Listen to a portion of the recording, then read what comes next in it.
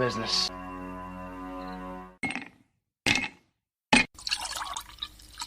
When he drinks, he thinks. That's the nectar of the gods, baby.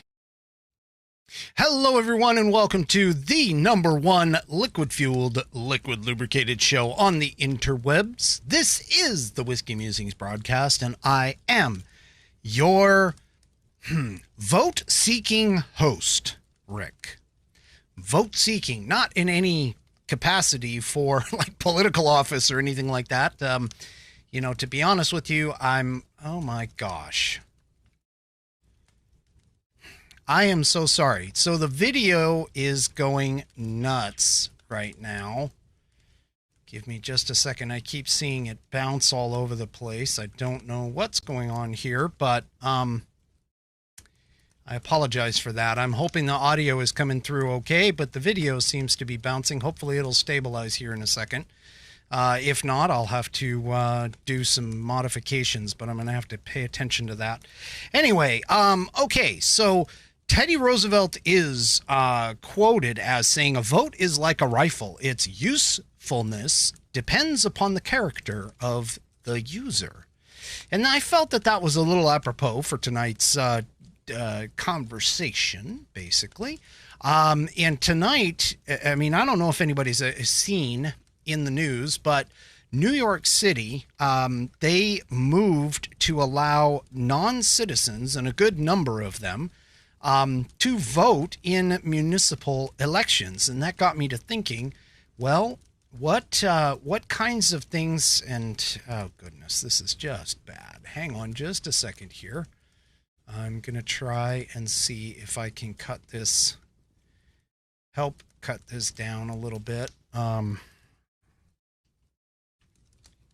apologize for this. I'm going to try and cut it back and hopefully get the video operating a little bit better. This seems to be overrunning everything. Hopefully that'll be a little bit better. That changed the settings a bit, and hopefully that will make things a little better on the video side for you folks. Anyway, technical difficulties in live streams, live broadcasts. Sometimes that happens. All right. So, where was I? Oh, I was talking about New York City Council allowing non-citizens to vote in municipal elections. Now, the funny thing about this is that, you know, I took a little bit of research on this, and I kind of dug into it, and I'm going to present that to you here in just a minute. But New York City is not the only place that this has happened. San Francisco, and apparently a few other places, 11 other spots around the country, do allow non-citizens to vote. And that kind of makes you wonder, it really makes you sort of wonder what in the heck is going on with the whole idea of non-citizens voting in our elections, especially considering what we just went through with the 2020 elections and the 2016 before that being accused of Russian interference, et cetera, et cetera. So this topic kind of hits a little home for the standpoint, or from the standpoint of, do we allow non-citizens to vote in our elections, and where's the legal position for that? But before I get into that, I want to give a shout out and a spot to, and let me make sure. All right, to the National Concealed Carry Association. If you honor and value our God-given right to self-defense by owning a firearm and would appreciate joining a community of like-minded individuals who welcome firearm owners of all experience levels, then you should consider joining the NCCA. The National Concealed Carry Association, NCCA, exists to serve the Second Amendment community by providing a nationwide network of Second Amendment advocates, offer elite self-defense and concealed carry training from the nation's top instructors, and provide rock-bottom prices on the best selection of gear and accessories. NCCA members enjoy shopping thousands of products with zero dealer markup, unlimited free shipping, and keep more money in their pockets with 0 credit card processing fees. The NCCA encourages safe, responsible concealed carry and celebrates those who are brave enough to protect not only themselves, but their families and their communities. If this sounds good to you, visit nationalconcealedcarryassociation.com to join today. As a special bonus, use my affiliate link, ncca.refr.cc/Rick, RACK02, to receive a code for 10% off any purchase at nationalconcealedcarryassociation.com. Once again, use my affiliate link, ncca.refr.cc/Rick, RACK02, and receive a code for 10% off your purchase at nationalconcealedcarryassociation.com. Visit nationalconcealedcarryassociation.com, National Concealed Carry Association, all one word, all lowercase, .com, to find out more today. All right. Thank you, National Concealed Carry Association, for allowing me to be a brand ambassador. Okay. Also, continuing forward, I've mentioned this before. I'm going to mention it again. I am a part of a group that listens to a gentleman out of Florida. His name is Mark K. He has the Mark K Show. It's a nationally syndicated show out of several spot markets, but his home base is in Jacksonville, Florida. I listen to him on Rumble. And he has a group of people that we call ourselves the Catriots. And thankfully tonight I have one who is watching tonight. He goes by the screen name of Buddy. I won't fill that in, but he knows who he is. And also there's another person out there that hit me up in the chat while listening to one of his shows this week. She goes, I believe it's she, but I'm not 100% certain, but I'm fairly close, I believe. She goes by the name of Five Boys, and I won't continue that. It's just Five Boys and a little bit more. But she mentioned that she likes it when, or she appreciates when I bring in the Constitution. So tonight's show and broadcast, I will be talking a little bit more about the Constitution and some of the things within it. As a part of the program. Now, we'll do my favorite segment. Oh, goodness. See, I screw this up all the time. Let me pop this up. There we go. Okay. On this day in American history. Yeah, I messed that up. Wow. I'm just batting 1 in 1,000 with the video problems, and now I've got the things that I'm doing. I'm just doing wonderful tonight. Anyway, all right. So on this day in American history, of course, reading from The American Patriot Almanac, right there, by William Bennett and John T.E. Cribb. You can buy this book pretty much any place books are sold. I picked this one up off of Amazon. And today, for December 10th, it is the National March. John Philip Sousa, a longtime leader in the U.S. Marine Band, as well as his own concert band, was perhaps the most famous American musician of his day. He spent a lifetime as a musical ambassador for the United States, conducting thousands of concerts in cities around the country and the world. His compositions ranged from waltzes to operas, but his most beloved tunes were his marches, including Semper Fidelis, The Washington Post, and his most famous Stars and Stripes Forever. Sousa wrote Stars and Stripes Forever as a salute to his country. The music came to him in December of 1896 as he steamed home from Europe after receiving word that the manager of his band had suddenly died. He later wrote, "Here came one of the most vivid incidents in my career. As the vessel, the Teutonic, steamed out of the harbor, I was pacing on the deck, absorbed in thoughts of my manager's death and the many duties and decisions which awaited me in New York. Suddenly, I began to sense a rhythmic beat of a band playing within my brain. Throughout the whole tense voyage, That imaginary band continued to unfold the same themes, echoing and re-echoing the most distinct melody.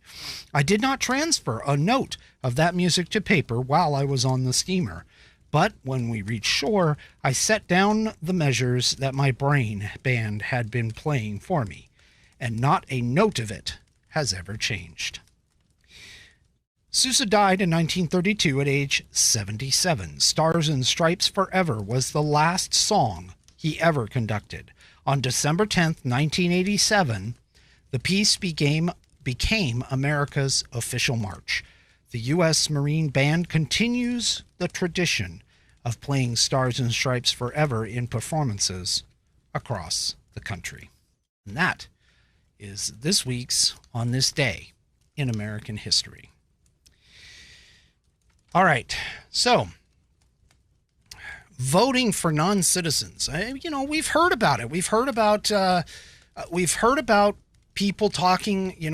Talking about the Democrats wanting all of these illegals coming into our country. They want them to vote because they believe that if they vote or if they have the voting process, they're going to assure victory for the Democrats. And I don't know if anybody's watched the news, but to be honest with you, there is some indication that the identity politics for the Democrats is not really working out quite so well anymore as what it used to.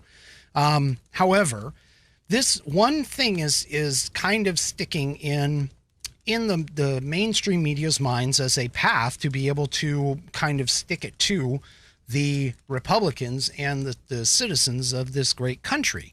And that's to try and get non-citizens to vote. Now, let me go ahead and do this. So the New York City Council, this came out of, this is a National Review article by Zachary Evans, November 23rd, 2021. The New York City Council moves to allow 800,000 non-citizens to vote in municipal elections. Now, notice that they are talking about municipal elections. So municipal meaning local, town, state, or not state, but town, maybe county, kind of depends. But locally, in this case, because it's the New York City Council, they are wanting people to vote in New York City elections. And the problem with that, obviously, and let me read from the article, the New York City Council will vote on December 9th on a new law to allow green card holders and residents with work permits to vote in municipal elections. Around 808,000 New York City residents who have work permits or are lawful permanent residents will be eligible to vote under the legislation, which has the support of 34 of 51 council members, a veto-proof majority. Now, one thing that you got to keep in mind, this was talking about voting on December 9th. I can tell you the vote on December 9th, they did vote to pass it. Now, this next quote is from a gentleman or councilman, Yadanis Rodriguez. I hope I didn't butcher his name. But he says, quote, "It is important for the Democrat Party to look at New York City and see what voting rights are being attacked when we are expanding voter participation." And Councilman Rodriguez was a sponsor of the bill, and he's a Democrat who represents the Washington Heights neighborhood of Manhattan. He mentioned that in the New York Times. Rodriguez apparently emigrated from the Dominican Republic and became a U.S. citizen in 2000. Now, the legislation apparently was first introduced 2 years ago, but legal concerns have stymied the bill's passage. Laura Wood, the chief democracy officer for the mayor's office, said at a hearing on the bill in September that the law could violate the New York State Constitution, which states that voters must be U.S. citizens age 18 or older. Now, the funny thing about this is that Mayor Bill de Blasio has come out and made the statement that he will not support it. But the funny thing is that he will no longer be the mayor. The electorate, I can't remember his first name, but his last name is Adams, has supported this. So it's very likely that what's going to happen as far as the mayorship is concerned, that even though Bill de Blasio is on his way out, he may not be able to veto it in the proper format before Adams gets into play and decides not to veto it. Now, a key point to note in that article was they were talking about which states, the state constitution states that voters must be U.S. citizens age 18 or older. And one of the things about that, and sort of what sparked this particular conversation for tonight, has to go. I have to do a shout out to Twitter, where we're talking about the username is Commodus J Trump. And honestly, I mean, side note, seriously, after Twitter like banned Trump, there were a bunch of users that popped up and started putting his picture in places and things like that. So it's really been interesting. But this particular one caught my eye. In particular, this individual, this user says, to New York and any other state allowing illegals to vote, Democrats, and more specifically, Bill Clinton, signed this law, and it remains in effect to this day. And he's in the meme below for the audio listeners, found an amusing little law, Illegal Immigration Reform and Responsibility Act of 1996, not repealed. Non-citizens who vote must be deported. Now that's kind of an interesting take on it. It caused me to go and do a little research because, I mean, generally speaking, I had known that the idea of citizenship was a requirement to vote. And the thing about it is, though, is that citizenship, by its very nature, is sort of has been ambiguous somewhat. But if you start, I mean, for most people, you think of it in a particular way, and I'll get to that here in just a minute. But the idea of it is that if you are a citizen of the United States, whether naturalized or not, meaning naturalized, meaning you came here and you did the proper process and you got yourself, in, versus the actual being born here, part of being a citizen. A lot of people think that is the requirement, and for the most part, you'd be correct. However, like I said, there's several of these little places, municipalities that have passed this off. And so going down the path or following that Twitter, I decided to go and take a look at the 1996 law, and I found this. The link for all of this is in the description, but this is I believe, oh shoot, I can't think of the name. Ballotpedia. Ballotpedia is the name of the website. And in 1996, the U.S. Congress actually passed a law prohibiting non-citizens from voting in federal elections, such as the U.S. House, U.S. Senate, and presidential elections. Federal law did not address state or local elections. Now, keep that in mind. As of March of 2020, 2 state constitutions specifically specified that non-citizens may not vote in state and local elections. That's Arizona and North Dakota. No state constitutions explicitly allowed non-citizens to vote in state or local elections, however. Now, 14 municipalities across the country have allowed non-citizens to vote in local elections as of June of 2021. 11 were located in Maryland, 2 located in Vermont, and the other was obviously San Francisco, California. Well, we can now say 15 because New York City has popped up onto that list. But the funny thing about it is, and this is whenever you deal with legalities and legal purposes, legal places, you have to look at things like how things are phrased, the wording that's used, the definition of those words. And you really have to kind of dig into these types of things. So one of the things that's kind of interesting is that we keep talking about, so we have that 1996 law. But in terms of, so that obviously precludes them from voting in federal elections, meaning your state, your state not state senators, your federal senators, your House of Representatives, the president, those types of things. You have to, they automatically say, hey, we're going to go ahead and make this law that says that you have to be a citizen in order to vote in those things. But the funny thing is that all of the state constitutions mention United States citizenship in some way, shape, or form when discussing who can vote in those elections. For an example, they either say they must be a citizen or they must be a U.S. citizen or something along. It's the constitutional language that goes along with it. In 48 of those states, they don't explicitly deny a non-citizen to vote, but they definitely put in the phrase such as every citizen or all citizens. But it doesn't state in the 48, they don't state that non-citizens can't vote. They just don't even really mention it. They just say every citizen or all citizens. But Arizona and North Dakota in particular, like I mentioned before, their state constitutions provide that citizens, but not non-citizens, have the right to vote. So Arizona and North Dakota are the only ones within their state constitution that talk about non-citizens and kind of push them off to the side.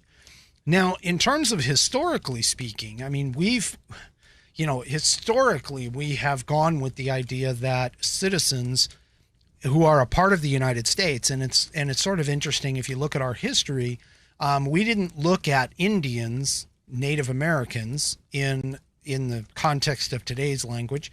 We didn't look at them as being citizens. The indigenous people that were already here, there were several instances throughout history where there were conversations about whether or not they were allowed to vote officially. And up until the time that the voting laws were changed with the amendments to the Constitution, one of them in particular coming up, it basically made it to where what they considered as a citizen being more of a English person, descendant of an English person, they actually even, and again, the more uglier side of our history is that they didn't even consider freed slaves as being able to vote either. So there's a lot of historical value in what was being considered a citizen back in times and moving forward through time here to today. Now, that code, or that 1996 law is been codified here in the in 18 U.S. Code Section 611, voting by aliens. And it basically states here under subsection A, it shall be unlawful for any alien to vote in any election held solely or in part for the purpose of electing a candidate for the office of president, vice president, presidential elector, member of the Senate, member of the House of Representatives, delegate from the District of Columbia, or resident commissioner, unless the election is held partly for some other purpose. These are the key points to this. The aliens are authorized to vote for such other purpose under a state constitution or statute or a local ordinance, and voting for such other purpose is conducted independently of voting for a candidate for such federal offices in such a manner that an alien has the opportunity to vote for such other purpose, but not an opportunity to vote for a candidate for any one or more of such federal offices. So that is a long way around, legal-wise, that is a long way around to basically state that a alien, okay, not one from the other world, but one that somebody who has come here, who is not a citizen of the United States, who has come here to enjoy the freedoms that we have. They are not allowed to vote in elections or on ballots, is how I would read this. Even though it specifically doesn't state this, The point is that the election has to, for them to be able to vote according to this law, the election has to be held in part for another purpose, such as oftentimes when we get our ballots here in the state of Washington, when we get our ballots, we not only get our ballots with the president, vice president, etc., senators, representatives, but we'll also get local initiatives or potentially local levies, school bond levies, and things like that in order to fund through our taxes, places, things like technology for the schools and that kind of thing. So that being said, that election needs to be, whatever election that they're voting in, needs to be held for that other purpose. So partly for that other purpose. Now, the funny thing about this is that the aliens themselves, this was the second point there, was they need to be authorized to vote for that other purpose under a state constitution. Now, the key here, though, is that their ballot has to be separated so that they don't have any of those votings. In other words, voting for such other purpose is conducted independently of voting for the candidate, meaning that they have to conduct the voting by the alien and alien, I mean, that's the terminology that's in here, for another purpose. So they would have to get a separate ballot. They would have to get a ballot that is different than the one for a United States citizen.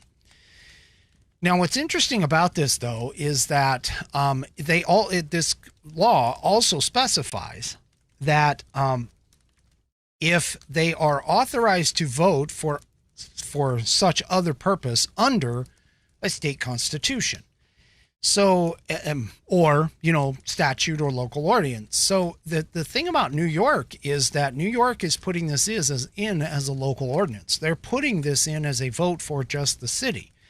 And while that might be true, the question is going to be whether or not it's going to be at the state level constitutionally accepted. And the reality of it is that, like I just told you just a few minutes ago, 48 of the states, they all use the term citizen in order to vote. Now, how explicit they actually are in terms of non-citizens, there's only 2 states.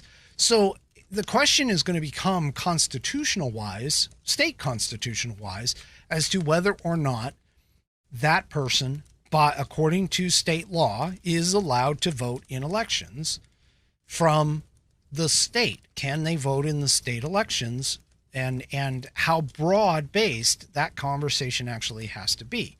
And there was some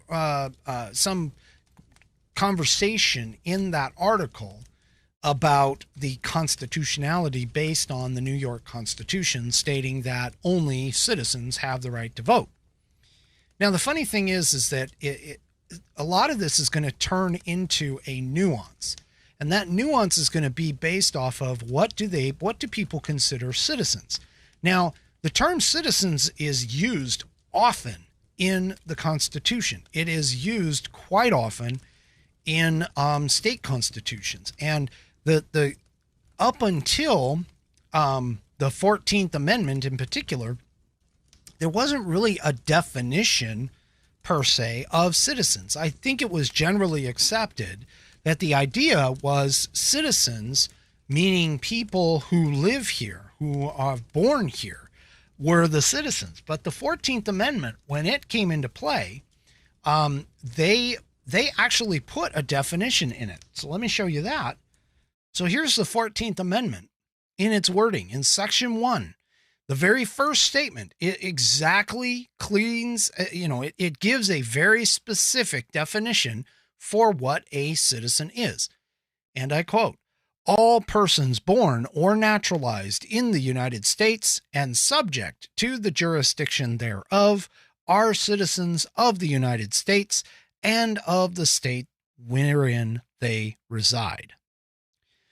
So that defines a citizen as someone who, one, is born here or naturalized here, and subject to the jurisdiction thereof. Now, this is very interesting phrasing. And the reason why I say that is because the United States does not recognize dual citizenship. We never have, we never will. In fact, Teddy Roosevelt was even talking about if you can't be a good citizen of the United States, and I'm paraphrasing his quote, but if you can't be a good citizen of the United States, then you don't need to be here at all. And the whole idea throughout our history has been that we would be a melting pot. We would be where we could, join and come together and take all of our cultures and take the best of those cultures and leave off the stuff that isn't the best cultures and create this new country. But the idea, of course, has to be based off of several foundational values. And that's kind of what he was talking about, is that you can't have your allegiance to elsewhere. You have to have an allegiance to the United States of America. So that's part of the reason why the United States does not recognize dual citizenship. However, there are other countries in the world that do. They will actually recognize citizenship in two different countries. And so that's part of the reason why they mention this, subject to the jurisdiction thereof, meaning jurisdiction subject to the jurisdiction of the United States. Now, the other reason is because, again, like I was saying about the Native Americans, there were a lot of people back in the history of our past. I don't remember exact dates, but there were a lot of people who believed that the indigenous people were not necessarily subjected to United States law, especially before we went across the entire country and, formalized the entire country. There was a lot of question as to whether or not the indigenous peoples were actually part of the United States and subjected to our laws. And so this is part of the reason why they put that phrasing in there. So you not only have to be somebody born here or naturalized here, but you also have to be subjected to the jurisdiction of the United States. And as far as the Constitution is concerned as of right now, that anyone who falls within those categories, they are citizens of the United States and the state in which they reside. So if that's the case, if that is the definition, essentially, of what a citizen is, then realistically, a non-citizen, meaning a immigration person who has not naturalized here in the U.S., nor who has been born here or had, been born on this country, they are not considered a citizen of the United States. And especially if you have these immigrants from, Haiti or Venezuela or, any of these other countries, I'm using those as just examples, but because of the southern border tactic, I think there's an argument that could be made here that they technically, by coming here, whether they're, immigrants and they become, up until the point that they become naturalized, there's an argument constitutional argument that could be made here that they don't fall within this definition of what a citizen of the United States actually is, and therefore they cannot vote, period. Regardless of what the Democrats are even pushing to try and get for voters, for additional voters and that kind of stuff. I think there's a constitutional argument that could be made here. Now, that same argument could carry down toward the states. And the reason why I say that is because of the fact, and sorry, I brought that up a little quick. But part of the reason why I say that is because of the phrasing of the term citizens. So if they're going by the definition that comes in under the 14th Amendment, then realistically speaking, all 50 states in their constitution basically say within the Constitution, regardless of whether they explicitly deny non-citizens to vote, they all say that you have to be a citizen to vote.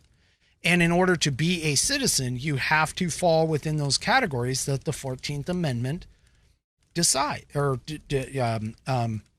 describes.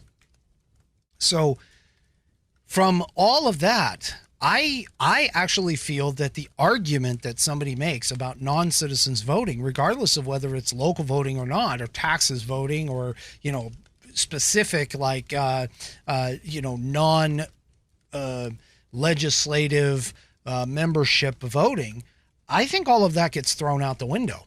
And the reason for that is because constitutionally speaking, you have to be a citizen, whether it's at the state level or at the federal level. Constitutionally speaking, you can't vote in those elections because of the fact that you are not a citizen with a right to vote. Now, the other argument that could be made is the fact that the right to vote, period, which is generally accepted in most places, most cases, the right to vote, period, across the board is reserved specifically for citizens. And we've put that out. Now, many people have come to that same conclusion. Now, there's arguments for both sides, and here's a little bit of a summation on some of the arguments that are out there. So some supporters of non-citizens voting to vote, supporters of allowing non-citizens to vote argue that prohibiting them from doing so is unjust because of barriers to naturalization, that prohibiting them from voting encourages discriminatory public policy, that allowing non-citizens to vote doesn't discourage them from seeking citizenship. However, that allowing non-citizens to vote promotes policies that benefits society as a whole. And so supporters are actually basically saying, yeah, it doesn't matter whether they're citizens or not. They should still be able to vote because, they're living here. They're making public, they're providing money into the economy. They should have a say in how they're being governed, et cetera, et cetera. Now, opponents are saying that people should accept the duties of citizenship before being allowed to vote, and that prohibiting non-citizens from voting is not discriminatory, that allowing non-citizens to vote would discourage them from seeking citizenship. So they're kind of saying that, hey, this is more like a carrot, and that allowing them to vote would not benefit society as a whole. Now, the benefit of society, I think, is kind of a questionable argument to be made because you really have to understand where the benefit, or you have to kind of come back to where the benefit actually comes from. I mean, what would be the benefit to society to allowing these people to vote? I mean, realistically, that is a widely held American custom, is to make sure that you can vote. I mean, there are so many people who mistakenly say that our country is a democracy when it's not. It's actually a constitutional republic. And yes, I do take issue of that. But understanding the importance of voting, understanding the importance of participating in our electoral process, and having that right, that privilege to be able to provide for and vote for your senators, your representatives, your president, your governor, et cetera, as well as voting on things like, here in the state of Washington, initiatives and tax levies and those kinds of things. These are all things that comprise what would be considered the unique American experience, and the unique ability for citizens to be able to do this. Now, there was a speech, and I'm going to have to pull it up here real quick, see if I can find it here. But it was done by Teddy Roosevelt. Again, well, I'm really like all over Teddy tonight. But Teddy Roosevelt did a absolute fantastic speech. And I've got the link in the description. I highly encourage you, my listeners and users, to go and read the transcript for that speech. That speech was titled "The Duties of American Citizenship." And he did that in 1883. I think it was one of the best speeches that, as far as American history is concerned, it's one of the best speeches that's out there. I mean, for anybody who's listening to the show, you'll actually know that I am a big proponent of the great communicator, Ronald Reagan. he had a lot of fantastic speeches, but this one by Teddy Roosevelt is also pretty darn good. And you do have to, read it. As, obviously, you can't just go and, like with Ronald Reagan, find the ones that are on audio or video, because obviously Teddy Roosevelt was before then. But I think the biggest thing that he talks about in this speech is the idea of Americans joining into politics, that it is not only a privilege, but it is actually a duty. And he goes through several instances and several things where he talks about politics as a whole and being a part of the American system, that you should actually join into politics. And the funny part about it is, I saw a poll or whatever that 18 to, I think, 29, that's like the lowest time for people to vote in terms of ages. People don't vote when they're young. And a lot of that has to deal with the fact that many of them oftentimes don't really fully grasp the concept of what voting actually means. Now, I've made this point on the show before when talking about the election integrity that we've had, but the thing about it is that there's, if you take out the most sensationalized, like being a part of the presidential elections and voting in presidential elections and voting for, maybe state, even go down to like state level, like governorship and, your state senators, your state representatives, you could even take some of that out. But I'm going to tell you that it is really, really important. And I talked about this in my last episode about the pyramid, how the pyramid needs to be that the federal government is at the peak. It's very, very small, very limited. And as you get closer to the constituents, the people down at the bottom, the base gets wider and wider. That's where the voting actually counts. It's actually where voting for the local races, your school boards, your mayor, any of those kinds of things, any kind of tax measures, your initiatives here in Washington, referendums, those kinds of things. Those are the parts where voting really gets important. And that's part of what a lot of people argue is that, hey, these non-citizens are here, they're participating in society, regardless of whether they're citizens or not, they should have the right to vote. And I kind of look at it as, no, they actually, and this is where I'm going to get my thought process and make it very clear. In my opinion, no, they shouldn't. I agree that this should be the carrot. If you want to vote, if you really want to make a change, if you really want to make a difference in the politics that you have locally, you should become a citizen. Giving people the right to vote who aren't citizens, that's, they're already taking advantage of many of our freedoms today. They're taking advantage of our constitutional freedoms. Meaning that they have the right to free speech, they have the right to go where they choose, they have the right to to do all of these things. They can make money. They do pay taxes because of the way that our economic system is built up. But if you don't hold back at least something to be an American citizen, you honestly are going to get into a situation where, there is no incentive to become an American citizen. There's no incentive to go and get that U.S. citizenship if you can already do all of the things that you are being allowed to do just by physically being here.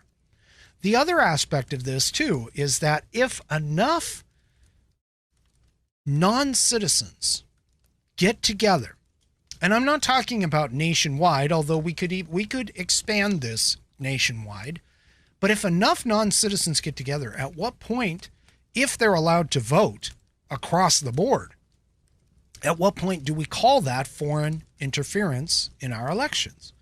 Because again, going back to the whole idea of being a citizen, you have to renounce, if you become a citizen of the United States, you renounce your citizenship to any other country. You renounce your loyalty to any other country. My wife's ancestors came over here from Italy, And the first thing that they did when they got here to Ellis, I think it was Ellis Island, but when they got here was to basically say, look, we're not going to keep our old country politics. We're not going to keep our old country values. We're here to become citizens of the United States. And they wouldn't speak Italian. I mean, they cooked and did that kind of stuff. But as far as like trying to join into the truly American system, they stopped speaking their native language. They came here, they spoke English. They tried and made sure that they did everything they could to assimilate into our society. And that's what a citizen needs to do. Adding the privilege, the ability to be able to vote, I think presents an opportunity for these people to step into our culture, to get involved in politics. And Teddy Roosevelt, basically, in that speech, he talked about all of that. Another thing that he talked about, which I thought was sort of interesting and doesn't really have anything to do with non-citizens voting specifically, but he made a case and a statement where he thinks that politics are not something that somebody should do for their careers. And I'm actually going to grab that. It's later on in the speech, but I'm going to grab that and maybe use that in a conversation about term limits and having that idea in terms of cutting off people having careers in politics. But I'll get to that on another episode. It's a very interesting, if you read that speech, he defines his ideas in terms of what an American's responsibilities are, what they need to do. And a lot of it has to deal with joining into politics, because he actually believed that voting was a key privilege that Americans had that nobody else in the world really did, and to the fullest extent that we did once our Constitution was written. And it's pretty clear that the Constitution itself talks about the idea of citizens and citizenship. And even though it was kind of ugly, the idea that they were looking to exclude people that they did not consider Americans is enough of an idea to understand the framers of the Constitution and our historical leaders all believed that an American citizen must be the one to have the right to vote, not to just open it blanketly to everyone, regardless of where they came from, because there's too much of an opportunity, I think, for things to go on that is untoward, that are not focused on the ideals of the American government. And I personally, I think it's a wrong idea. I think it's an incorrect idea. And it doesn't surprise me that the state of California, in particular, the city of San Francisco and the city of New York, have decided to do this based on the idea that Democrats want to try and make it to where everybody can vote for no reason. And I think there's a constitutional case to be made, not only at the state level, but also at the federal level as well, to be able to say, look, the idea of these values belong to the citizens. And one of the values, one of the actions that we do have that is protected as a part of our Constitution is the right to vote. And it's sort of interesting to think about how this country, before the Louisiana Purchase, before the expansion to the West, there was a lot of conversation in terms of, well, how do we treat people who are not who have lived here but are not part of the United States? And so that's part of the reason why there is an actual naturalization process. There is a process to become an American citizen, so that if you do come from another country and you want to join in our society and take a benefit of our culture and our values and the things that we hold dear, and things like the Constitution, we need to be able to apply that across the board. Now, it used to even be so much as that even if you weren't an American citizen and you got arrested for breaking the law in this country, that there was even an argument at one point, and I believe it went to the Supreme Court, that dealt with the idea of, well, what if somebody comes here, breaks our laws? Are they still subject to the Constitution of the United States? And if you think about it from the standpoint of, no, only citizens should be subjected to the Constitution of the United States and be a part of its laws, then the reality of the situation is, then no, they can't be subjected to our laws, and they cannot be given all of the freedoms that are listed as a part of the Constitution. And that's an interesting little conundrum to be able to kind of work out. Because even like, for an example, a foreign dignitary that comes here, they get diplomatic immunity. Well, they get diplomatic immunity because of the fact that, again, the idea is that they're not American citizens, so they can't be subjected to our laws here in this country. It's a big, big mess. Leave it for the lawyers and the judges to kind of figure that out. But I believe a case could be made in the New York. It's possible, and we're going to kind of watch this, but it's possible that the New York City decision that they voted on might become under scrutiny legal-wise should somebody decide to make a case for it. That's my final Whiskey Musings thought for the evening. Now, couple of things. First of all, thank you, all of you, my wonderful subscribers. I've picked up a couple this week. I appreciate that. I've also noticed a bunch of people following me on Twitter now. You all are appreciated, believe me. I do appreciate that. Next week, I have a very special guest co-host. I saw him if you watched my Thanksgiving Turkey Day special. We did a special last year prior to Christmas, and we're going to do it again. And that is, Captain Unicorn is going to be joining me for that very special pre-Christmas special. So join in next week.